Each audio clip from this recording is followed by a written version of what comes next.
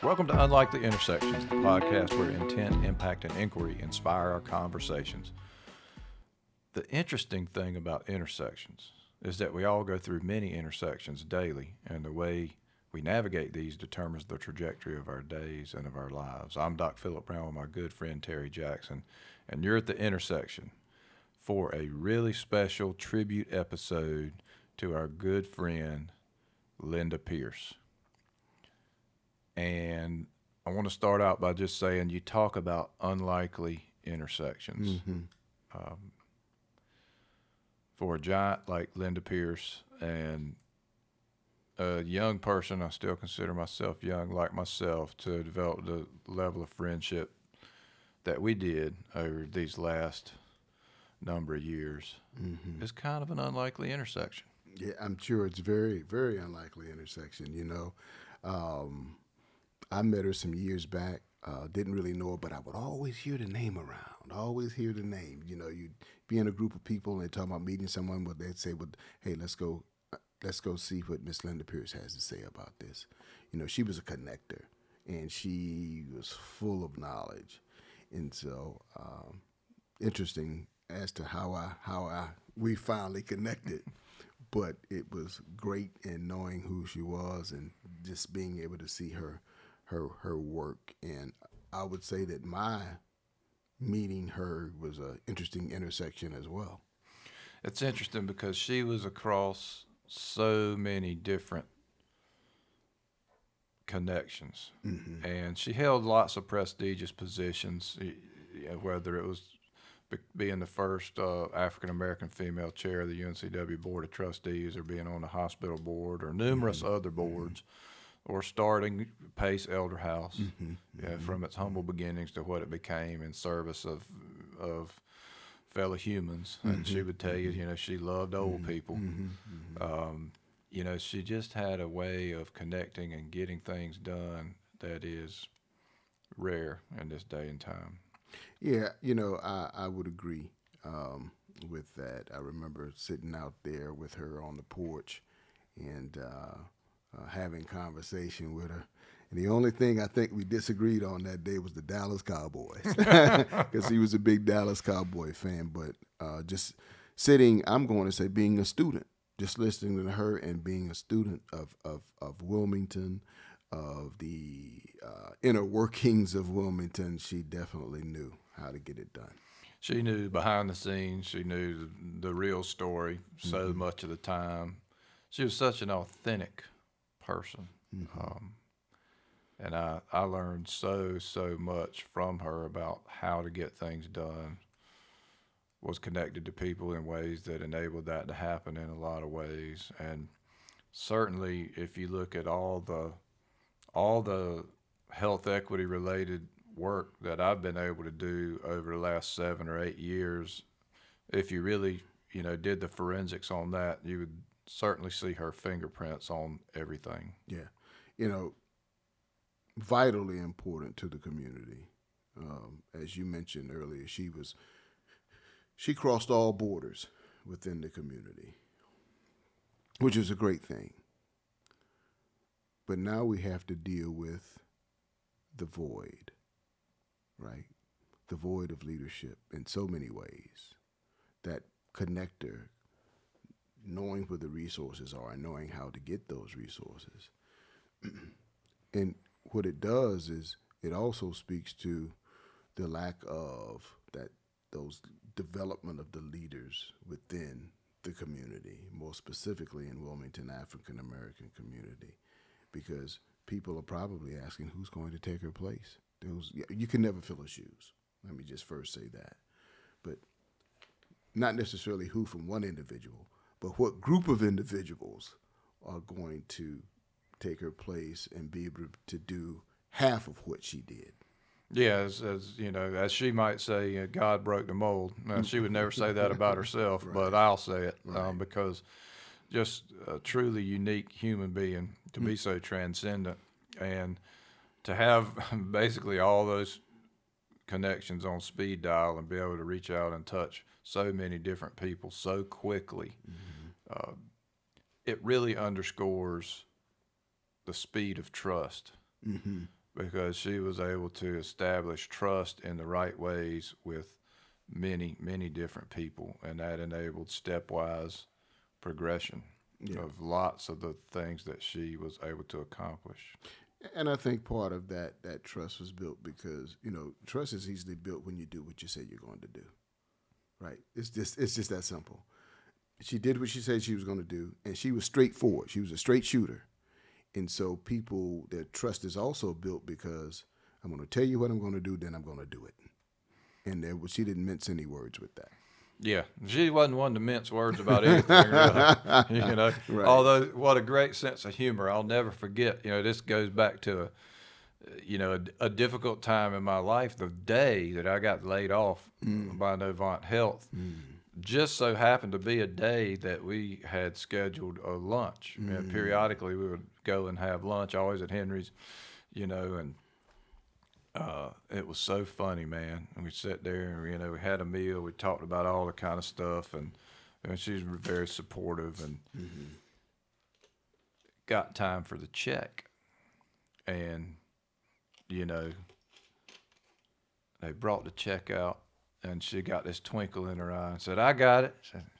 And she just winked at me and said, "You unemployed." And it was kind of like, it was this gesture, this magnanimous gesture to buy lunch, and at the same time, it was that sense of humor, which was just exactly what I needed in the moment, because it was like, some combination of it'll be all right and don't take yourself too seriously, and it was just all the stuff together that came out in a classic Linda fashion. Right. Yeah, one of a kind. One of a kind, as you said, they broke the mold. She wouldn't say it, but others say it. They broke the mold, and it's so recent that we're not feeling the fallout yet, because we're still looking for what's the real impact going to be of her loss, because of who she knew, what she did. It was, she was always on the job. She was always trying to make a connection. She was always trying to get something done. There was always some advice that was given, or some suggestion, right? So the work was basically 24/7 for her. Yeah, I mean, she was someone who was able to make her life's work and her life be all one thing, which is that's the ultimate thing. And it ends up with what our friend Alan Mullally would say, it makes your love become visible. That's right. And her love was visible. It may have been in a tough love kind of way. Yeah, a tough love kind of way. Yeah. But it was always visible, and you knew it. And if you knew it, then you knew it, and you weren't offended, by it, or you didn't take it a particular way, right? You had to know her to know that it was all in love when she gave it to you. Yeah, and I think that's one reason perhaps that she and I hit it off so quickly is a certain comfort with directness, and but also, one of the things that was so wise about Linda, had to do with her pragmatic nature probably, but she was relentless about wanting to understand things. How does this work? What does this mean? And that all ended up translating into some action. And that action was always consistent with who she was and what her purpose at the time was. But it's rare, it is rare to see someone who is really keenly interested in taking that issue all the way apart so they can understand it and translate it. And what you saw,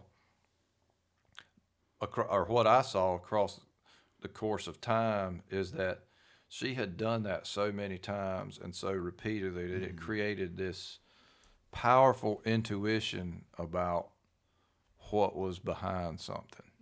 And that's different. You hear a lot of people talk about conspiracy theories and come up with these crazy ways that things are working, that wasn't her at all. Like if you were having a conversation with her and she told you that this came about through this pathway, you could pretty much believe it was right, because she had done the homework.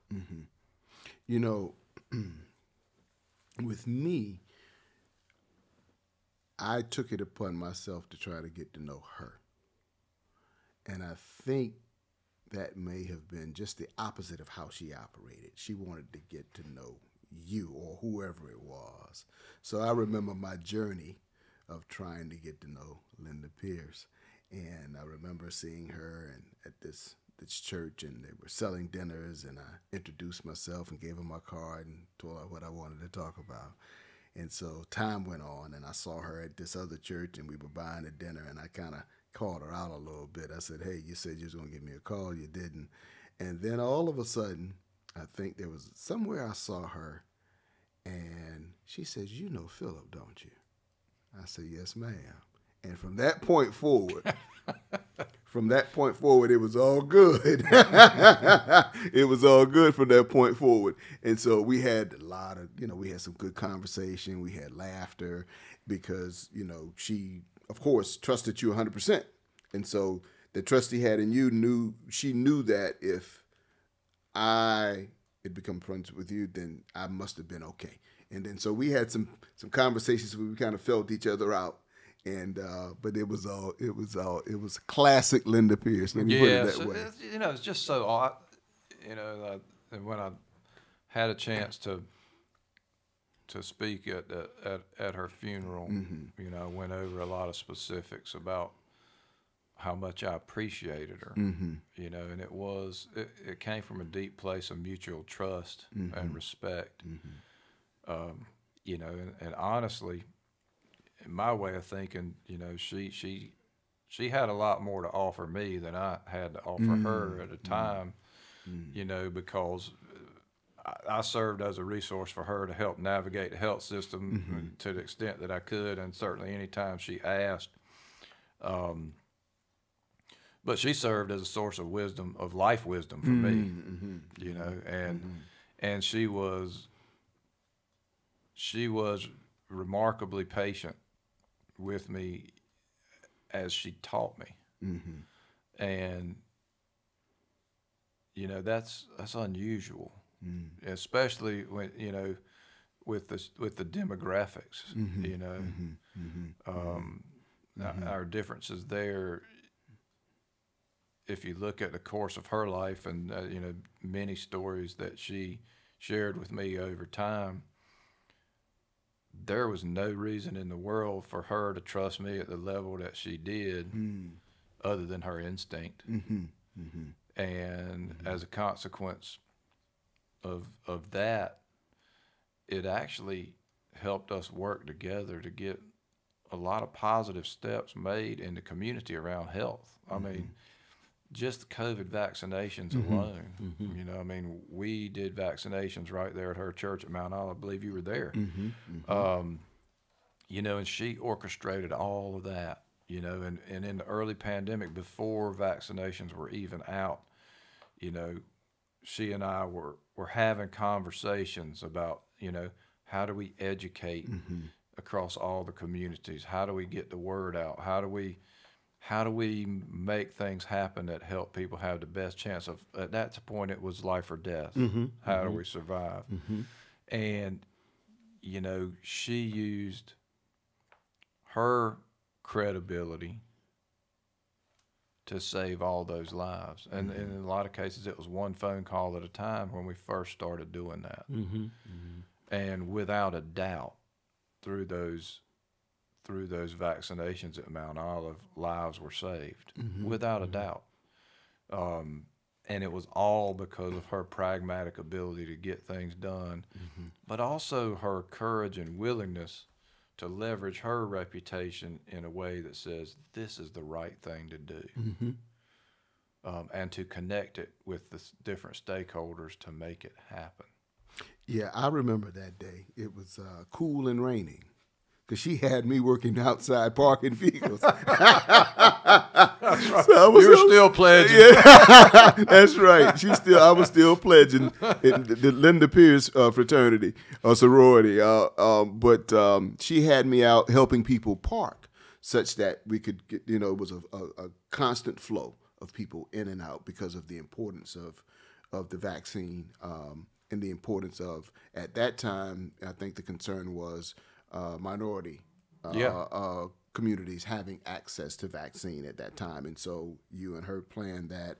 And I remember she said, "Hey, Terry, I want you outside helping them park." And so that whole process of helping people park, and don't give anybody any favoritism, And so I got her speech at the same time. But I definitely remember that. Yeah, and I'd forgotten that day that it was raining, but it's interesting because people still showed up. That's right. That's right. And every reason not to. Messy type day and everything. I think that may have been the same day. She told me, and I'll never forget, because the way they had the thing set up is, giving vaccinations in the fellowship hall, and everybody trickled into the sanctuary to, to wait their 15 minutes, which was the protocol at that time after vaccine, to make sure that everybody was okay. And it was she and I alone in the sanctuary at the very beginning, and she pointed to the front, and she said, "Right there is where you're going to see me for the last time." Then she said, "And you're going to speak at my funeral too." And I was like, it's almost intimidating to be able to do, to take all that in. And, about the only thing I could think to tell her is, I said, "Well, let's don't make it too soon." Right. Right. And, but nonetheless, true to what she said, and that was, I guess, that had to be early 21 when we were doing that. And, 2.5 years later. Prophetic. Yeah. Prophetic. Yeah. And she was one to have that ability to say something that became prophetic. And I'll tell another story. On the day that she went into surgery, 2 days before she died, I had spent some time with her there. She was in the emergency room. She was getting great care, but she had a true emergency that had to be dealt with. And she embraced that, and she did it. But I never will forget, the last things that she said as she went back to surgery is, "Well, this is it." And if I'd have realized, how much prophecy there was in those words, I would have liked to have stopped everything right in that moment and just express my gratitude to her for all the different many things that she meant to me, and that she meant to people in general. Because, as gruff as she could be, she loved people. She is one of the most loyal human beings you'll ever find, and she did her best to take care of people and stay connected. She called me. Whether we were up or down, we were going to stay in contact. She always answered a call, and it was just it's a special human has left this earth with her departure. I don't know any more that I can add to that. Yeah, because she was one of a kind. She's truly missed. Her shoes won't be filled. But we'll continue to work and let her know that her work was no work that was done in vain. Yes. So I would say, Linda, you've left us a lot. You've left us responsibility. You've left us example. You've left us with a great body of work that has a wonderful foundation. We're going to miss you so much, and we love you. To our audience, thanks for being at this special intersection. You know where to find us.